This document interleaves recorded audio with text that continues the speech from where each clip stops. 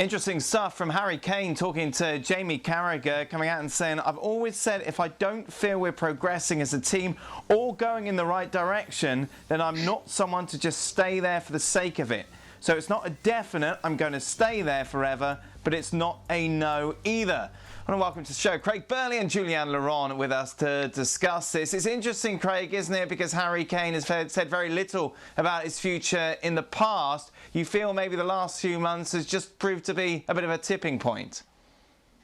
Yeah, I mean, clearly it's an uncertain future for a lot of clubs, but for Tottenham with new management, we know Daniel Levy's been quite strict before with the finances. We know Mourinho will, try and barter to get as much money as possible, but ultimately they have a wage structure there and they have a budget cap like a lot of clubs, and it's nowhere near like some of the other big teams in Europe. So that's going to be an issue. The other side of the coin is here, he's coming off this injury. We don't know what's going to happen in terms of a summer transfer window, if the season will restart. And also, Dan, Harry Kane's going to be 27 in July. That, for me, is the absolute peak of your career. It's decision-making time, because in 3 or 4 years' time down the line, when he's hitting 30, 31, then it might have come and gone for Harry Kane. So at 27 years old, which he will be this summer, this is the crux of when he has to make a big decision. And quite frankly, the only way I see it is Harry Kane's agent makes it known to some of the big clubs around Europe that he is interested in a move. Jules, how high is Kane's stock regarded by the big clubs around Europe? In terms of ability, I think it's really high. They don't need to scout him. They've watched him enough through the years. They know, they can see all the records and all the goals he scored and all the figures, all the numbers, all of that. There might be a little question mark over, can he adapt to another league, to living abroad, to a different culture, different country. We know that sometimes British players are not always the best at adapting to a different environment. So maybe there's a little question mark about that, but I wouldn't have that. I think he would be great in any team in Europe. I think he's a fantastic striker, and he was honest. He was asked the question and he was honest. He could have easily lied and said, I'm happy at Spurs, which he's also said, and I want to win trophies here, which he's also said that. But no, I thought he was honest, and I think it's really good. Let's not forget, though, that his contract, who he renewed in 2018, goes until 2024, and he's on a lot of money, around £200,000 a week. So whoever wants to buy him, and as Craig said, Daniel Levy is a pretty tough businessman to deal with anyway. So whoever would want to buy it have to get ready for a hell of a negotiation and a lot of money as well. Does he walk into any team, in your opinion, Craig?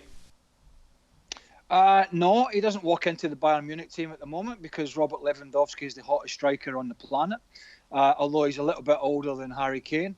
But apart from that, pretty much most of the other teams he does walk into. When you're talking about key players that can change a game, forgetting the two that we talk about all the time, and Ronaldo and Messi, then you're talking about a fit Harry Kane.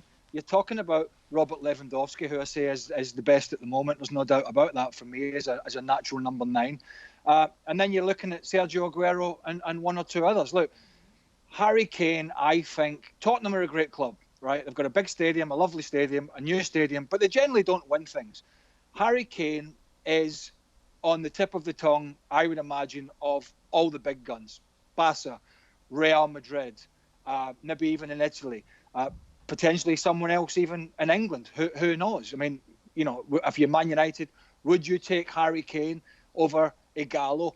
That's not even up for debate, and they have the clout to do so. So clearly, the next 6 months are a huge turning point in Harry Kane's career, and potentially in the upcoming seasons for Tottenham, because they're not going to be able to go out and replace him. They'll get the big money for Harry Kane, but they won't go out and spend it all in one player. They've shown that before. So it's a big 3 to 6 months for both the club and the player. But if he's going to make that move, Dan, I think he has to make it sooner rather than later. And the problem is as well, going back to his quote, you think, well, what are Spurs going to be able to do over the next few months when things start to try and get back to normal, to get the big players in that will keep Harry Kane there? Because there's been no real example, as there, Craig, in the past, that they're that sort of team that are going to spend big to keep Kane happy. No, they spent. They got a fair amount of money for Gareth Bale when he went to Real Madrid, but they went out and sort of threw it about a little bit like confetti, and it didn't generally work for them. The trouble here is, and Tottenham fans, like any fan of a club that could potentially lose their star player, is the domino effect and the snowball effect, where one goes. We saw it with Pochettino. We wondered when Pochettino eventually left, whether it be his own accord or sacked as he was, how that domino effect would have with other players. Now, at this moment in time, it hasn't really had any. But I think if you do lose your star man, one of Europe's top strikers, and you've already lost Christian Eriksen to Inter Milan in January, then you start looking about your future at the club and whether you want to go to that club as a player coming from somewhere else. But it's part and parcel of the business that we're in. He's one of the hottest properties in European football, and I'm afraid Spurs are a big club, but they're not a giant club, and I think that's where he's going to end up, at one of the real big boys.